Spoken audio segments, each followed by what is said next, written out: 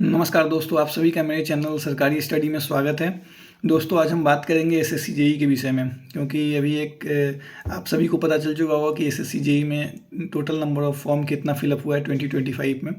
तो अगर मैं सीधा बताऊं तो 4,65,000 फॉर्म जो है वो अप्लाई हुआ है एसएससी जेई 2025 के लिए। और आप सभी को पता होगा कि सबसे ज़्यादा सीट चूँकि अभी सीट का जो है वो डिवीज़न नहीं आया कि कितना सीट मैकेनिकल के लिए, कितना सिविल के लिए, कितना इलेक्ट्रिकल के लिए। ओवरऑल हमें पता है कि 1340 सीट है। तो अब आप देख लो कि मैक्सिमम सीट जो होती है वो सिविल डिपार्टमेंट की होती है, तो सिविल के कैंडिडेट भी सबसे ज़्यादा होते हैं। तो अगर हम बात करें, अगर ओवरऑल अगर बात की जाए तो जैसा एसएससी का एक प्रीवियस रिकॉर्ड रहा है कि 60 to 65% अटेंडेंस होता है एग्ज़ाम में। तो आप देख सकते हैं कि अगर 60 to 65% अटेंडेंस है तो फिर आप गेस कर सकते हैं कि 4,65,000 फॉर्म अगर अप्लाई हुआ है तो कितने बच्चे एग्ज़ाम देंगे। ऑलमोस्ट 2,60,000 के अप्रॉक्स बच्चे एग्ज़ाम देंगे, और आपके पास सीट कितना है 1,340। तो आप देख लो कंपटीशन कितना टफ है, एक सीट पे कितने बच्चे फाइट कर रहे हैं। आई थिंक अगर आप देखें तो ऑलमोस्ट एक सीट पे 300 बच्चे, मीन्स ऐसे देखें तो 300 के मीन्स 300 बच्चे एक सीट पे फाइट कर रहे हैं। तो कंपटीशन का लेवल क्या होगा आप देख लो, एक सीट पे 300 बच्चे हैं। तो दोस्तों, मैं आगे अभी ये बताऊंगा आप लोगों को, थोड़ा इस पर डिस्कशन करूंगा एसएससी को कैसे आप प्रोसीड करें। लेकिन इससे पहले आप लोग से मेरा एक रिक्वेस्ट है कि आप लोग मेरे चैनल को सब्सक्राइब करें, मेरे वीडियो को जमकर शेयर करें। जो भी दोस्त आपके तैयारी कर रहे हैं उनके लिए वीडियो बेनिफिशियल होगा।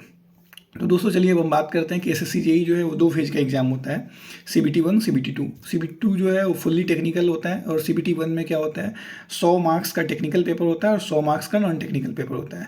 चूँकि हम लोग इंजीनियरिंग का तैयारी कर रहे हैं और बहुत सारे एग्ज़ाम को ऑलरेडी दे रहे हैं या आगे देना है, तो हम लोग का जो टेक्निकल सब्जेक्ट होता है जनरली हर बच्चा जो होता है वो टच में होता है। जो भी थोड़ा पढ़ रहा है, अब जो बिल्कुल पढ़ नहीं रहा है उसकी बात मैं नहीं कर रहा हूँ, जो पढ़ रहे हैं मैं उम्मीद करता हूँ वही इस वीडियो को देख रहे होंगे।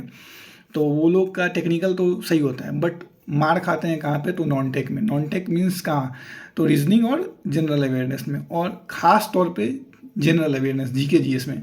क्योंकि रीजनिंग तो इंजीनियरिंग के स्टूडेंट का रीजनिंग ठीक ठाक होता है, और थोड़ा वो प्रैक्टिस कर ले, केवल प्रैक्टिस करने की ज़रूरत है। अगर प्रैक्टिस नहीं करोगे तो आप पेपर में सॉल्व तो कर लोगे क्वेश्चन, लेकिन टाइम बहुत ज़्यादा आपको लगेगा। आप लोग ये फील किए होइएगा। अगर मीन्स 2 टाइप के बच्चे जनरली अभी मेरे वीडियो को देख रहे होंगे। एक जो एग्ज़ाम प्रीवियसली दे चुके हैं एसएससी जेई का या अदर कंपटीशन का एग्ज़ाम दे रखे हैं, और दूसरा जो बिल्कुल फ्रेश हैं, नए हैं।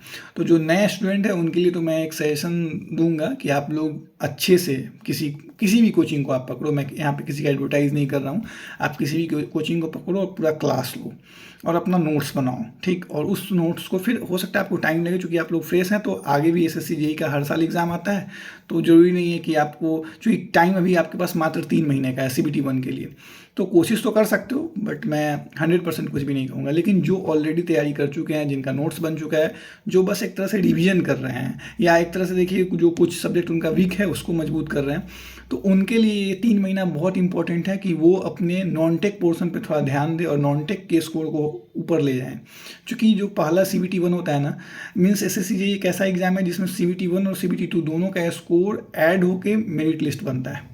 टोटल 200 नंबर का होता है सीबीटी 1, 300 का होता है सीबीटी 2। तो मेरिट लिस्ट जो बनता है वो आउट ऑफ 500 बनता है कि 500 में आपने कितना मार्क्स लाया। तो ऐसा नहीं है कि बस सीबीटी 1 को क्वालिफाई कर ले, सीबीटी 2 में हम अच्छा स्कोर लाएंगे। और आप सभी को पता होगा कि एसएससी जेई का जो प्राइम डिपार्टमेंट है वो सीपीडब्ल्यूडी है। तो सीपीडब्ल्यूडी अगर लाना है तो फिर आपको काफ़ी अच्छा स्कोर लाना पड़ेगा सीबीटी 1 में। और मेरा ऐसा मानना है दोस्तों कि अगर जो बच्चे सीबीटी 1 में 150 नंबर ला रहे हैं, उनका बहुत अच्छा चांस बनता है कि वो सीपीडब्ल्यूडी लेके जाएंगे, अगर वो सीबीटी 2 में भी अच्छा स्कोर कर लेते हैं तो अब चलिए 150 में टेक्निकल के बारे में मैं ज़्यादा बातें नहीं करूँगा, क्योंकि टेक्निकल तो मैं ये मान के चल रहा हूँ कि आप लोगों के पास नोट्स होगा और आप लोग उसके टच में होगे और आप लोग अच्छा कर लोगे। लेकिन नॉन टेक की मैं बात करूँगा, तो नॉन टेक में मेरा सबसे पहला सजेशन होगा रीजनिंग के लिए कि रीजनिंग का आप लोग प्रैक्टिस करो, क्योंकि प्रैक्टिस से आपका क्या होगा ना, स्पीड बढ़ेगा, एक्यूरेसी ज़्यादा अच्छा होगा। तो आप 50 में 40 प्लस स्कोर कर जाओगे। अगर बहुत अच्छा जिनका हो गया तो 45 प्लस भी स्कोर करेंगे, क्योंकि रीजनिंग जो होता है ना वो 100% मार्क्स देता है। बहुत सारे ऐसे बच्चे हैं, मेरे फ्रेंड्स भी हैं, जो 48-47 नंबर लाए, 49 नंबर तक लाए। मेरा खुद का 2 बार एसएससी में 40 और 1 बार 42 स्कोर आया है रीजनिंग में। तो रीजनिंग टोटली है कि आप प्रैक्टिस कैसे करते हो। अब आ जाओ आप जीके जीएस। जीके जीएस जो होता है ना, ये थोड़ा डिफिकल्ट हो जाता है, और मैं आपको कभी सजेस्ट नहीं करूँगा कि आप बहुत नोट्स बनाओ और बहुत लंबा पीडीएफ पढ़ते रहो, रीड आउट करो, नहीं। क्योंकि जीके जीएस ऐसा चीज़ होता है ना, इसमें जीके जीएस में भी दो चीज़ है। एक जो जीएस का है जनरल साइंस जो है, जैसे फिजिक्स, केमिस्ट्री और बायोलॉजी है, ये स्कोरिंग पोर्शन होता है जीके जीएस में। ऑलमोस्ट अगर देखा जाए 10 से 15 क्वेश्चन पूछता है, और इसमें 15 में बच्चे 10, 12, 13 आउट ऑफ स्कोर करते हैं, 15 में 15 भी स्कोर करते हैं। लेकिन उसके लिए थोड़ा क्या करना पड़ेगा आपको, 8, 9, 10th लेवल का जो फिजिक्स केमिस्ट्री है उसको आप रीड आउट कर लो कहीं से। और नहीं तो मेरा सजेशन है, रीड आउट मत करो आप क्या करो ना, वीडियो यूट्यूब पे हर टॉपिक से रिलेटेड वीडियो बनाओ। जैसे फॉर एग्जांपल बायोलॉजी का फेवरेट टॉपिक है एसएससी जेईई का डिजीज़ या विटामिन, तो विटामिन से रिलेटेड जो 5-10 मिनट का वीडियो उसको देख जाओ। क्योंकि बहुत सारे टाइम जो हम लोग मोबाइल स्क्रॉल करते रहते हैं, रील देखते रहते हैं, तो आप वहाँ पे इस टाइम को यूटिलाइज कर सकते हो। और 5 मिनट का जो वीडियो है, 10 मिनट लंबा वीडियो नहीं देखना है, 10 मिनट का वीडियो है, उस पर देख लो। जो विटामिन है उससे रिलेटेड जो मीन्स डिफिशियंसी से क्या होता है, किस टाइप का डिजीज होता है, ये सब आप देख लो, बात बन जाएगा। उसके बाद जहाँ तक बात रहा फिजिक्स केमिस्ट्री का, इसी टाइप से, जैसे केमिस्ट्री का बहुत हॉट टॉपिक होता है पीरियोडिक टेबल, तो आप पीरियोडिक टेबल का देख लो वीडियो। और यहाँ पे आपको कुछ लिखने का जरूरत नहीं, बस आप सुनो। क्योंकि आप सुनोगे और फिर क्या करो, आप प्रैक्टिस करते रहो। एक टेक्स्ट बुक पे आप एसएससी जेईई का आप ले सकते हो, उसका पास ले लो, एग्ज़ाम जो होता है उसका, उस पर आप ट्राई करो टेक्स्ट बुक पे, और वहाँ से आपको प्रैक्टिस होगा। लेकिन मैं कभी सजेस्ट लिखने का ज़्यादा नहीं बोलूँगा कि आप लिख के नोट्स बनाने का, क्योंकि उतना टाइम आपके पास नहीं है। आप टेक्निकल पे टाइम दो। नॉन टेक में आपको मेरा मानना है, आपको अगर मैं थोड़ा डिवाइड करके बताऊँ कि कैसे कैसे आपको 150 तक पहुँचना है, तो टेक्निकल में आपको 75+ लाना होगा जनरली सिविल के लिए। और मैकेनिकल इलेक्ट्रिकल वालों तो और 10 नंबर बढ़ा दो, इसमें 85 आप लाओ। तो सिविल के लिए 75+ आपको टेक्निकल में स्कोर करना है।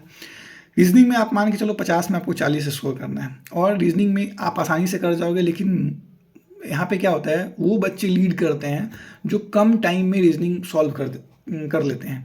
बहुत सारे बच्चे 40 स्कोर करते हैं, लेकिन उनको 50 मिनट लग जाता है रीजनिंग बनाने में, और कुछ बच्चे 40 मिनट में ख़त्म कर देते हैं। तो जो 40 मिनट में ख़त्म कर लिया ना, वो 10 मिनट का लीड उनको मिलता है, वो आगे बहुत काम करता है। क्योंकि टेक्निकल में आपको मिनिमम 1 घंटा टाइम चाहिए, 1 घंटा आपको देना ही है। टेक्निकल में 100 क्वेश्चन होते हैं, और अगर आपको 75 नंबर लाना है तो कम से कम आपको 90 क्वेश्चन सॉल्व करना पड़ेगा। क्योंकि गलत ऐसा तो है नहीं कि आप 75 सॉल्व करोगे और 75 का आपसे 100% एक्यूरेसी होगा आपका, तो आपको 90 क्वेश्चन कम से कम सॉल्व करना है। 90 क्वेश्चन सॉल्व करने के लिए बाबू 60 मिनट का टाइम चाहिए ही चाहिए। क्योंकि मेरा अपना एक्सपीरियंस है, मैं 3 बार एसएससी जेईई दिया हूँ। और एक बात बता दूं कि मैं पिछली बार जब दिया था तो मेरा 120.89 मीन्स लगभग मान लो 121 मार्क्स था, और कटअप गया था 123। तो आप समझ लो कि ये कितना 2 नंबर से मैं छूटा था, तो कितना ज़्यादा दुख हुआ होगा। तो अपने पास्ट एक्सपीरियंस से मैं बता रहा हूँ कि आपके लिए क्या है ना कि रीजनिंग में अच्छा स्कोर कर जाना और टाइम कम लेना। टाइम कम लेने का अर्थ है कि 40 मिनट में आपको रीजनिंग खत्म करना है, और 15 मिनट में कोशिश करो, 15 मिनट में कोशिश करो आपको जीके जीएस उड़ाने का। और जीके जीएस में आपको टाइम बिल्कुल नहीं, जो क्वेश्चन नहीं आता है एस्केप। अगर आप तुक्का मार सकते हो, मीन्स 2 ऑप्शन एलिमिनेट कर सकते हो, तो फिर मार लो। लेकिन अगर आपको बिल्कुल नहीं आता है तो फिर तुक्का मारने का जरूरत नहीं है। हाँ, जहाँ आप 2 ऑप्शन एलिमिनेट कर रहे हो तो जरूर मारो उसमें। तो अब जीके जीएस को प्रोसीड करने का क्या तरीका है, तो आपको मैंने बता दिया कि जनरल साइंस स्कोरिंग है। उसके बाद आइए आप इधर, तो पॉलिटी, हिस्ट्री, ज्योग्राफी, इकोनॉमिक्स, ये 4 सब्जेक्ट हैं। तो अब इसमें क्या होता है, पॉलिटी आप आसानी से कर ले जाओगे, क्योंकि पता है कि आर्टिकल से क्वेश्चन पूछता है, शेड्यूल से क्वेश्चन पूछता है, या करंट में जो कुछ चीज़ें चलता है, जैसे 2 स्टेट के बीच में कॉन्फ्लिक्ट चल रहा है, तो आपसे ये पूछ देगा कि किस आर्टिकल, कौन सा आर्टिकल है जो डिस्क्राइब करता है कि अगर 2 स्टेट के बीच में कॉन्फ्लिक्ट हुआ तो इसको कौन सा आर्टिकल डिस्क्राइब करता है। तो इस सब टाइप का क्वेश्चन है जो आप आसानी से कर जाओगे। फिर आप हिस्ट्री है, तो हिस्ट्री आप बहुत बैक हिस्ट्री पढ़ने का जरूरत नहीं है, पूछेगा एक आध क्वेश्चन, लेकिन आप मॉडर्न हिस्ट्री जरूर पढ़ लो। जैसे जो इंडिपेंडेंस से रिलेटेड हिस्ट्री है, गांधी जी का, जवाहरलाल नेहरू से रिलेटेड, या जो भी इस टाइप का, इंडियन नेशनल कांग्रेस, उनके अध्यक्ष कौन थे, ये सब चीज़ आप पढ़ लो। और ये सब चीज़ के लिए आपको लिखने का जरूरत नहीं होना चाहिए, आप लंबा नोट्स आपको बनाने का कोई ज़रूरत नहीं है। मेरा मानना है कि देखिए, एक तो मैं आज अपने चैनल के माध्यम से ये अनाउंस करने जा रहा हूँ कि मैं आने वाले टाइम में 2-3-4 दिन में इसी चैनल पे एक शॉर्ट्स वीडियो बनाऊंगा, मीन्स जिसका मैक्सिमम ड्यूरेशन 10 से 15 मिनट का होगा। 15 मिनट भी हार्डली 10 मिनट का मैं रखूंगा, और जो मैं आज पढ़ा हूँ जीके जीएस में वो मैं डिस्कस करूंगा। और मेरा मानना है कि डिस्कशन से क्या होता है ना कि वो अच्छा होता है। एग्जाम में कभी कभी आपको याद होता है कि हाँ उसने ये बोला, इसने ये बोला।